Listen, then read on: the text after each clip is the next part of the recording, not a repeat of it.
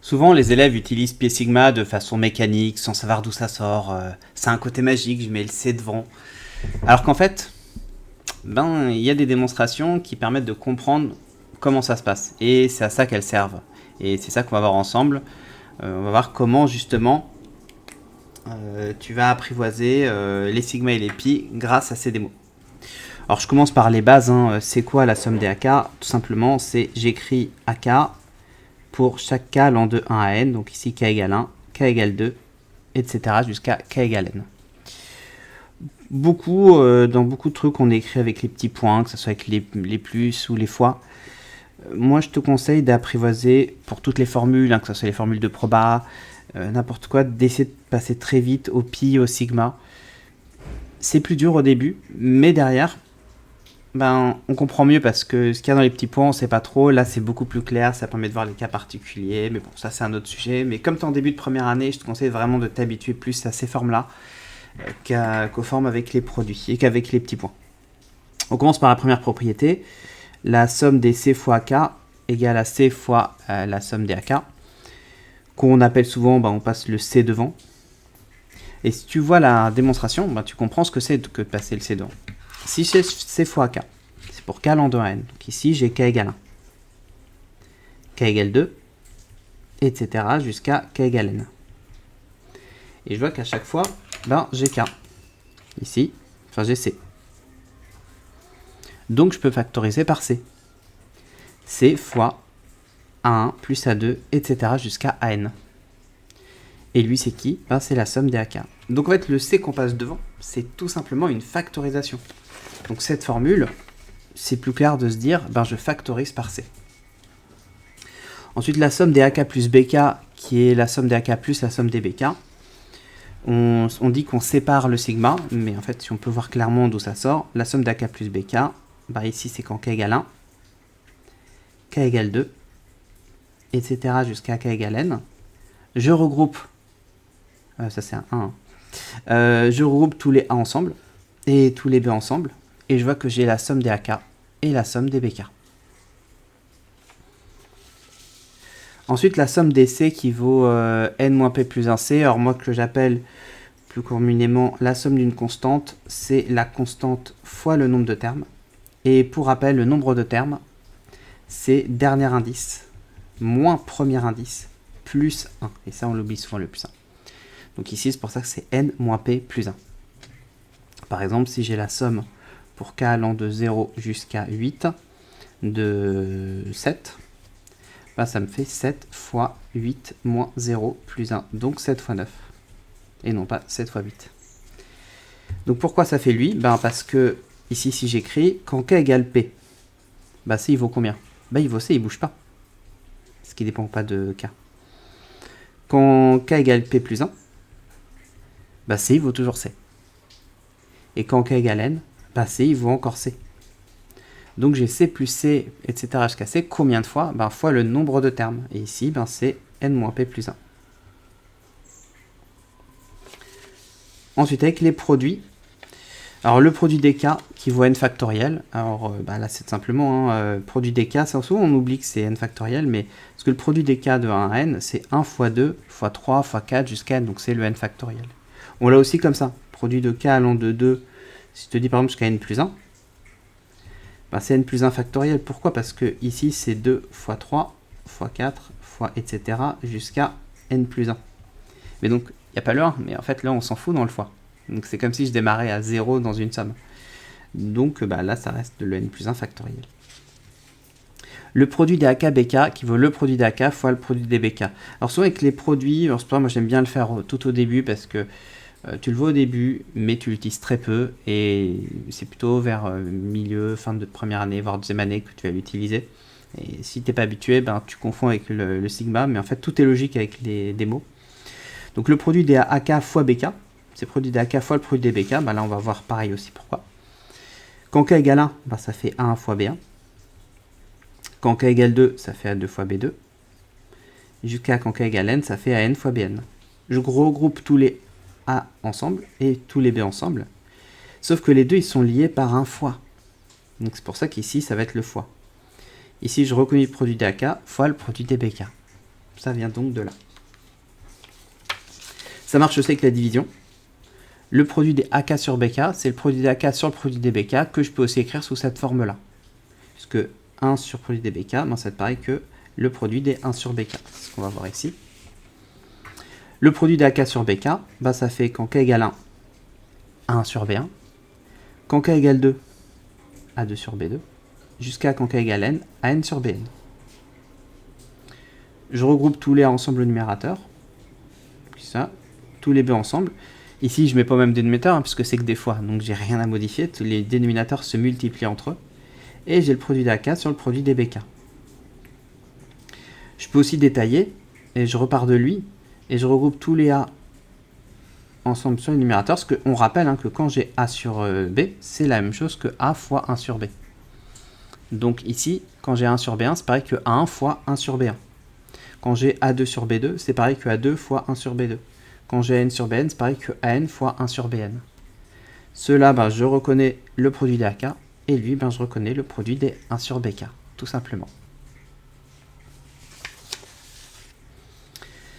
Le produit des C, alors les élèves vont souvent se planter parce qu'ils vont confondre avec cette formule, mais là, c'est quand j'ai le produit d'une constante, c'est la constante, mais puissance nombre de termes. Donc ici, n moins p plus 1. Pourquoi? Parce que quand j'ai le produit des C, quand k égale p, ben, ça me fait c. Quand k égale p plus 1, ben, ça me fait c. Exactement comme tout à l'heure avec le sigma. Sauf qu'ici, ben, j'ai des fois, moi. Donc c fois c fois c, donc c'est c puissance quelque chose. Puissance combien de fois? Puissance le nombre de termes, ici, n moins p plus 1. On passe aux formules des sommes. Alors les formules des sommes, c'est assez sympa. Celle-là, elle est au programme. Celle-là, c'est ambigu. Donc elle est dans la colonne de droite dans le programme. Donc c'est un peu plus ambigu sur est-ce qu'il faut vraiment connaître ou pas. Je te conseille de la connaître au cas où. Ensuite, il y a la somme des k cubes. Celle-là est sortie du programme. Mais clairement qui peut tomber en exo parce que c'est assez pratique. Donc peut-être qu'on te rappelle la formule sans on te demande de la redémontrer. Donc si tu l'as vu, c'est beaucoup mieux. Et c'est pour ça que je suis là et qu'on l'a fait ensemble. On va commencer par la formule de la somme des k. Alors il y a plusieurs méthodes. Première méthode, c'est tout simplement la suite arithmétique. Suite arithmétique, pourquoi? Parce qu'ici c'est quoi? C'est 0, plus 1, plus 2, plus 3, etc. jusqu'à n. Donc c'est la suite arithmétique de premier terme 0 et de raison 1. Pour rappel, la somme des termes d'une suite arithmétique, c'est le nombre de termes fois le premier terme plus le dernier terme sur 2. Si je considère qu'on démarre à 0, alors le nombre de termes, c'est n-0 plus 1. Le premier terme, c'est 0. Le dernier terme, c'est n. Et tout sur 2, donc ça me fait n facteur de n plus 1 sur 2. Si je prends la somme qui démarre à 1, j'ai encore la même formule. De toute façon, le résultat ne change pas, hein, puisque j'ai juste rajouté 0 dans cette somme-là. Mais pour montrer que cette formule marche encore, parce que cette fois, le nombre de termes, c'est n moins 1 plus 1.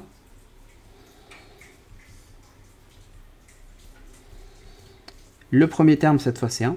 Le dernier terme, c'est n, et ça fait sur 2. Et donc, ça me fait n fois n plus 1 sur 2.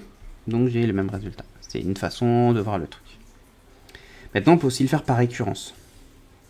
La récurrence, donc je pose mon Pn qui vaut la somme des k allant de 0 à n, c'est n facteur de n plus 1 sur 2. J'initialise, donc initialisation, c'est P0. P0, c'est la somme pour k allant de 0 à 0 des k, qui vaudra 0 facteur de 0 plus 1 sur 2. Comment je montre ça? Je vais calculer le mec de gauche, et après je calcule le mec de droite, et je montre qu'ils sont égaux. Je m'aperçois que politiquement, ce que j'ai dit, c'est chaud. Et donc, je fais ça. Donc, je calcule la somme des k. La somme des k pour allant de 0 à 0, il n'y a que k égale 0. Hein. Donc, ça fait 0. 0 fois 0 plus 1 sur 2, ça fait 0.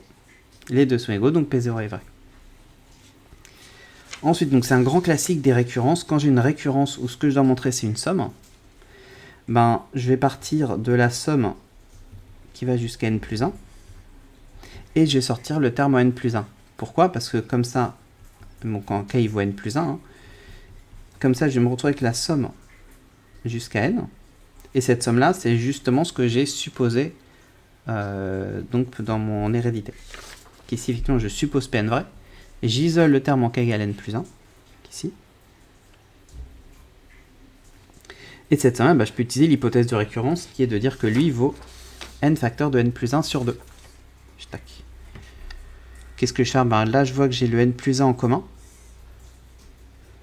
Je factorise, c'est pour ça que j'ai rajouté x1, pour pas m'embrouiller. Moi, j'aime bien rajouter le x1 plutôt que de faire de tête, parce que c'est évident, mais il y a plein de trucs qui sont évidents et qui, avec le stress du concours, ça marche pas. Je te rappelle que des joueurs qui sont dans le top 5 mondial de tennis sont capables, sur une finale de Grand Chelem, de faire des doubles fautes. Or, ils savent servir. Donc, on peut très bien faire une faute de maths. Le mieux, c'est justement de faire en sorte de ne jamais en faire. Et donc ça, c'est de tout détailler. Je mets n plus 1 en facteur, donc j'ai 1. Et ici, j'ai n sur 2. Hop. Je mets au même dénominateur, ce qui me fait 2 plus n sur 2. Donc n plus 1 facteur de n plus 2 sur 2, ce qui est donc n plus 1 plus 1 plus 1 sur 2. Ce qui est mon Pn plus 1, parce que ici, mon Pn, c'est lui. Donc mon Pn plus 1, je remplace tous les n par n plus 1. Ça me fait la somme pour k allant de 0 à n plus 1, qui vaut n plus 1, et lui, n plus 1 plus 1. Donc c'est ce que je voulais. Je conclus disant que si Pn est vrai, alors Pn plus 1 est vrai, et c'est gagné. Alors j'avais fait aussi une autre méthode, qui marche souvent avec des sigma, etc. Ça peut être pratique, c'est au lieu de poser un n appartenant à grand N et de supposer Pn vrai, je suppose Pn moins 1 vrai pour montrer que Pn est vrai, donc ça va donner la même hérédité. Sauf qu'attention, moi mon Pn, il faut faire bien attention qu'il soit supérieur ou égal à 0. Donc pour que n moins 1 soit supérieur ou égal à 0, il faut que le n il soit supérieur ou égal à 1. C'est pour ça que l'anté que je fixe, c'est un n appartient à une étoile. Donc cette démo, on va pas la regarder parce que c'est la même, mais tu peux la regarder en téléchargeant mon doc.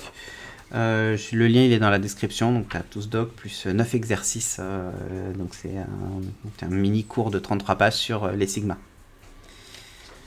Donc on va faire maintenant la méthode avec la somme des k carrés, donc la somme des k carrés qui vaut lui. Alors il y a aussi une autre méthode, c'est d'écrire la somme des k, elle peut s'écrire de deux façons. Je peux l'écrire 1 plus 2 plus 3 plus tatata plus n. Et je peux aussi l'écrire donc que la somme des k pour k allant de 1 à n, elle s'écrit aussi n plus n-1, donc je l'ai fait dans l'ordre n-2 plus blablabla plus 1. Et en fait, quand on somme ces deux-là, n plus 1, ça fait n plus 1. n-1 plus 2, ça fait n plus 1. n-2 plus 3, ça fait n plus 1. Blablabla. Et n plus 1, ça fait n plus 1. Je l'ai combien de fois? Je l'ai n fois. Et ça, c'est combien quand j'ai sommé? C'est 2 fois la somme des k. Donc 2 fois la somme des k, c'est n fois n plus 1, donc n facteur de n plus 1. Et donc quand je divise par 2, ça me fait la somme des k qui vaut n facteur de n plus 1 sur 2. Ça, c'est l'autre méthode. Ensuite, la somme des k carrés, donc je vais faire ma récurrence ici. Somme des k carrés qui vaut n facteur de n plus 1 facteur de 2n plus 1 sur 6. Donc initialisation, donc c'est mon P0. P0 ici, c'est la somme pour k allant de 0 à 0 des k carrés qui vaut 0 fois 0 plus 1 fois 0, 2 fois 0 plus 1 sur 6. Donc je calcule les deux côtés. Donc lui, ça me fait 0 fois quelque chose, donc ça me fait 0. La somme de 0 à 0 des k carrés, ça me fait 0 au carré. Alors on met bien cette étape pour montrer que c'est pas du bullshit. Faut éviter que le correcteur pense que tu essaies de le bullshiter. Donc du coup 0. Donc P0 est vrai. Ok. Maintenant on passe à l'hérédité. Donc là je vais te faire la méthode justement où je fixe n appartient à une étoile et je suppose Pn-1 vrai. Donc supposons Pn-1 vrai qu'en fait l'idée c'est que tu vois j'ai 0, j'ai 1, j'ai 2, hop. Je suppose n-1 et j'arrive à n, donc j'ai prouvé cette hérédité. Et comme ça marche pour le rang 0, je peux enchaîner, hop, et j'ai le rang 1, etc. Donc c'est exactement le même mécanisme. Et pourquoi je prends une étoile? Parce que justement, parce que le premier, ça va marcher avec 0, parce que quand je ferai 1 moins 1, c'est P0. Donc je suppose Pn moins 1 vrai, donc je pars de la somme jusqu'au rang n. Donc moi ce que j'ai supposé vrai, c'est que cette somme-là, c'était lui, sauf que je remplace tous les n par n moins 1. Donc ici ça devient n moins 1. Ici ça devient n moins 1 plus 1. Et attention, ici c'est 2 fois n. Donc quand je remplace le n par n moins 1, j'oublie pas la parenthèse. Et le tout sur 6. Donc n carré plus donc n-1 plus 1, 2 fois n-1 plus 1 sur 6. Et à la fin, moi ce que je veux, c'est obtenir ce truc-là. Donc il faudra que je mette tout sur 6 à un moment. J'ai n carré, donc là je fais mon petit calcul, n-1 fois n, 2n-2 plus 1, ok. Et là je dis tiens, je peux mettre n en facteur. Toujours dès qu'on peut factoriser, on le fait. Donc là je vais mettre ce n en facteur. Ici et ici, c'est pour ça que je sépare n carré, n fois n, comme ça je visualise plus facilement. N fois n-1 sur 2n-1 sur 6. Comme mon but c'est d'avoir un truc sur 6, ben, je vais tout mettre sur 6, donc n sur 6, n fois 6 sur 6.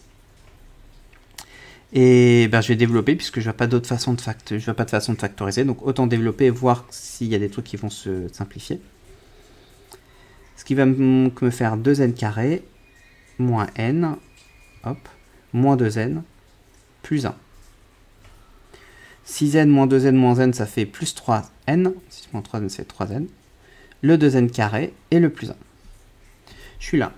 Et alors moi, mon but, c'était de trouver n plus 1 fois 2n plus 1. Deux méthodes. Soit je peux dire, ok, je vais faire 2x carré plus 3x plus 1, je vais faire le delta, etc. Soit j'active le mode renard. La ruse.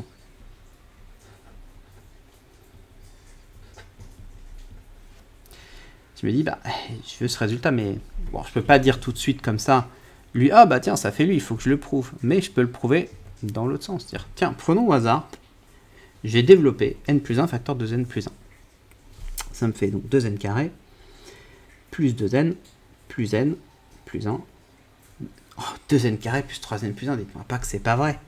C'est trop bien. Là, j'ai prouvé. Donc, je peux remplacer lui par lui. Ça s'appelle être rusé. Donc, si Pn-1 est vrai, alors Pn est vrai. Conclusion, d'après Edwizy, on a montré par récurrence que pour tout n, Pn est vrai. On peut attaquer la dernière, qui est donc la somme des cubes, corpora, mais qui peut tomber en exo. Donc, la somme des k cubes, ça fait n facteur de n plus 1 sur 2, le tout au carré. Donc je fais la récurrente, donc pareil on démarre, hein, je prends lui avec des zéros, hop, je conservatus, je prends lui en 0, c'est 0 au cube, je mets bien cette étape. Ensuite pour ma récurrence, bah, l'hérédité, je soit n appartenant à n étoile, hein, et je suppose Pn moins en vrai. Je sépare, je sors le terme en k égale n, et lui je le remplace par ma formule ici, donc ça va me donner à la place dn, j'aurai dn moins 1, donc n moins 1. Facteur de n-1 plus 1 sur 2, le tout au carré. Bon, là, il n'y a pas de problème avec 2 fois, donc tout va de façon assez simple. Donc n-1 fois n-1 plus 1. Lui, ben, ça va faire n. J'ai n au carré, avec le carré. Donc je me dis, ben, je vais factoriser par n au carré, parce qu'en plus, de toute façon, moi, à la base, ce que je veux, c'est obtenir n carré fois n plus 1 au carré sur 4. Donc en factorisant par n carré, je suis bien parce que j'ai déjà lui. Donc n cube, je dis bien que c'est n carré fois n, comme ça je ne me plante pas dans ma factorisation. Hop. Ce qui va me faire donc n plus n-1 au carré sur 2. On va mettre au même dénominateur, voir ce que ça va nous donner. Donc ici ça va être sur 4, donc là je vais faire 4n sur 4.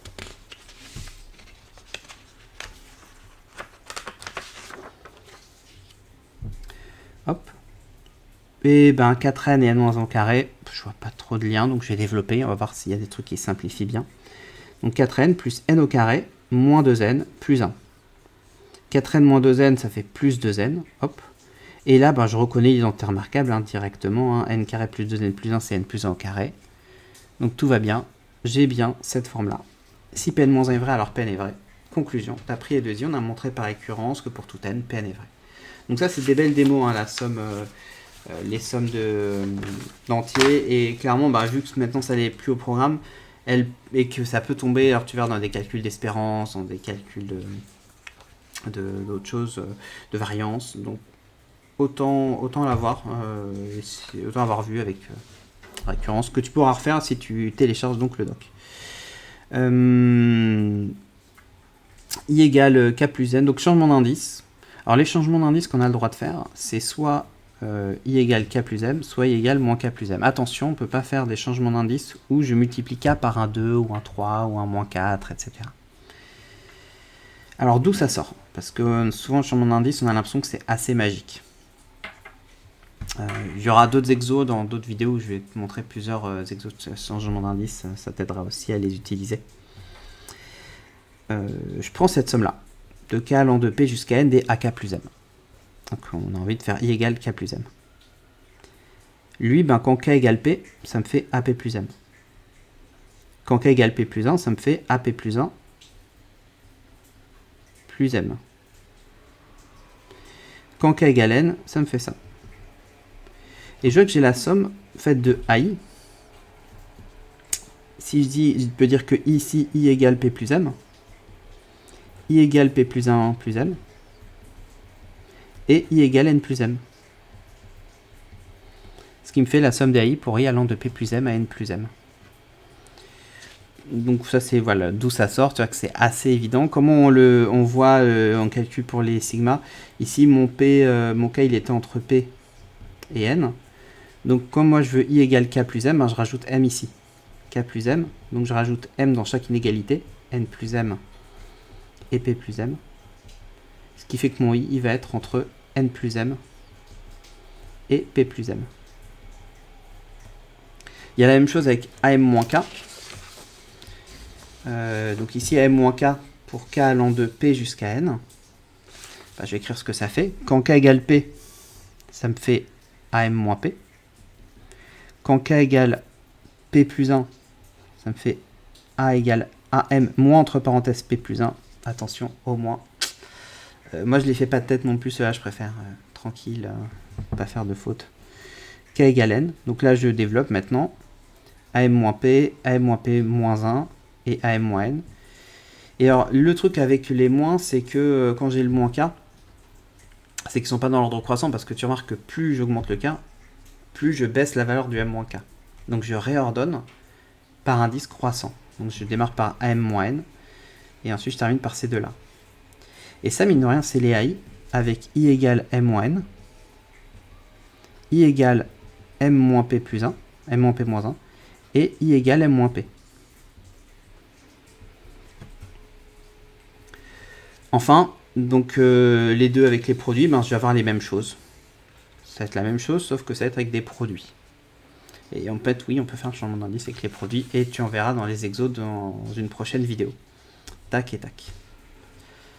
Donc ça, tu peux pareil télécharger le doc. Enfin, on termine par les inversions de somme, double et indépendante, et double d'indice dépendant. Ici, ben, j'ai une double somme, mais tu vois que les AI et les BJ sont bien. Et surtout, en fait, dans les sigma, ben, J va de 1 à N, I va de 1 à N, mais en fait, il n'y a pas de lien entre les sommes. Donc, je peux les inverser comme je veux. Je peux dire, ok, c'est pareil que la somme pour J allant de 1 à N, de la somme d'I allant de N des AI BJ.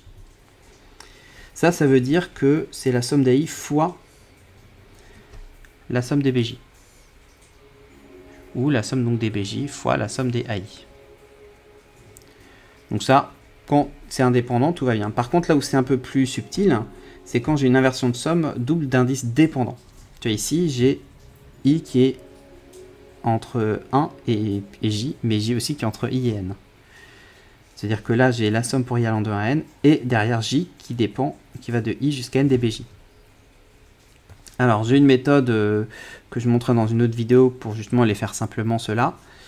Je te montre juste la démonstration d'où ça sort. Cette somme-là, bah, c'est qui? Si je détaille. Quand I égale 1, bah, ici, ce I-là, il devient 1. Donc, j'ai 1 fois la somme pour J allant de 1 à N des BJ. Quand I égale 2, bah, ce I devient 2. Quand I égale 3, ce I devient 3. Et quand I égale N, ce i devient n. Donc j'ai n fois la somme pour j allant de n à n dbj. Je détaille chacun de ces morceaux avec des petits points. Lui, donc c'est 1. Donc comme lui, c'est B1 plus B2 jusqu'à Bn, ben, ça me fait 1 B1 plus 1 B2 plus 1 B3 jusqu'à 1 Bn. Lui, attention, la somme démarre à 2, donc ça va faire B2 plus B3 jusqu'à Bn. Donc ça me fait A2B2 plus A2B3 jusqu'à A2Bn. Ensuite, lui, ben, c'est A3 fois la somme de B3 plus B4 jusqu'à Bn, donc A3B3 plus blablabla jusqu'à A3Bn. Etc. Donc ça, c'est ce petit point-là, c'est celui-là. Et lui, ben, c'est... donc j'ai mis l'avant-dernier hein, avec AN-1, parce que ici, je vais avoir AN-1 pour I égale N qui est fois la somme pour J allant de N-1 jusqu'à N dBJ. Ça, c'est quand I égale N-1. Et qui est ici. Donc ça fait N-1 fois Bn-1 plus N-1 fois Bn, puisque ici c'est N-1 fois Bn-1 plus Bn. Et il reste ce dernier terme. Ici j'ai juste Bn, puisque la somme va de N à N. Donc N, Bn. Pourquoi j'ai fait ça? Parce que maintenant je vais dire, je vais me regrouper tous les B1 ensemble. Alors, si je regroupe les B1 ensemble, je prends deux couleurs. Les B1, ben j'en ai qu'un, j'ai lui seulement. Les B2, j'ai qui? Les B2, j'ai celui-là. J'ai celui-là. Et c'est tout. Les B3, j'ai lui. J'ai lui. J'ai lui. Les Bn-1, j'ai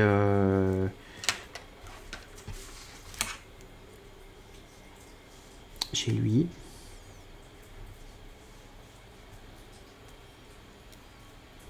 Mais j'ai aussi en fait finalement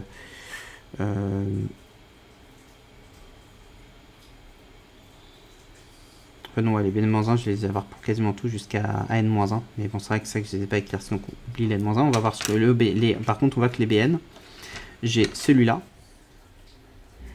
celui-là, celui-là, jusqu'à N-1 Bn et NBn. Et en fait, les N-1, bah, je vais avoir ici du 1 Bn-1 qui va venir d'ici, du A2 Bn-1 qui va venir d'ici, du A3 Bn-1 qui va venir d'ici, et du AN Bn-1 qui va venir d'ici, donc non, qui va pas venir d'ici, qui va s'arrêter. En fait, du N-1 Bn-1 qui va venir d'ici. Donc je vais avoir pour l'autre 1 Bn-1 plus A2 Bn-1 plus A3 Bn-1 plus blablabla plus N-1 Bn-1.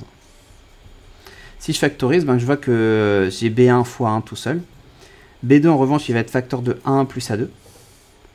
B3 il va être facteur de A3, 1 plus A2 plus A3, etc. Ici, je vais avoir aussi le Bn-1 facteur de 1 plus A2 plus blablabla plus AN-1 et le Bn fois lui. En fait, à chaque fois, je vais avoir, donc si je détaille une dernière, B1 fois la somme pour, I allant de 1 jusqu'à 1 d à 1 plus B2 fois la somme pour I allant de 1 jusqu'à 2 DAI, plus B3 fois la somme pour I allant de 1 jusqu'à 3 DAI, plus blablabla, plus Bn-1 fois la somme pour I allant de 1 jusqu'à N-1 DAI, plus Bn fois la somme pour I allant de 1 jusqu'à N DAI. Et après, bah là, ici, tu vois que j'ai là J égale 1. Le 1 ici, le 1 ici. Ici, bah, ça me donne J égale 2. Ici, avec ce 3, J égale 3. Ici, avec ce N-1, J égale N-1. Et ici, avec ce N, J égale N. Donc, c'est la somme des BJ fois la somme pour I allant de 1 jusqu'à I pour J allant de 1 à F. Donc ça, voilà, c'était toutes les démos pour les sigma. Donc j'espère que ça a bien aidé. Maintenant, tu sais comment ça marche, tu sais comment faire les calculs, d'où ça vient surtout. Donc ça va te paraître moins abstrait mais il faut pratiquer en exercice, donc n'hésite pas à regarder les prochaines vidéos, parce qu'on va faire 9 exercices ensemble sur les Sigma, et tu peux tout de suite les télécharger avec le lien en description sur mon mini cours sur les Sigma, 33 pages sur les Sigma, 9 exercices, il y a de quoi faire pour vraiment bien dominer les Sigma et les produits. À bientôt!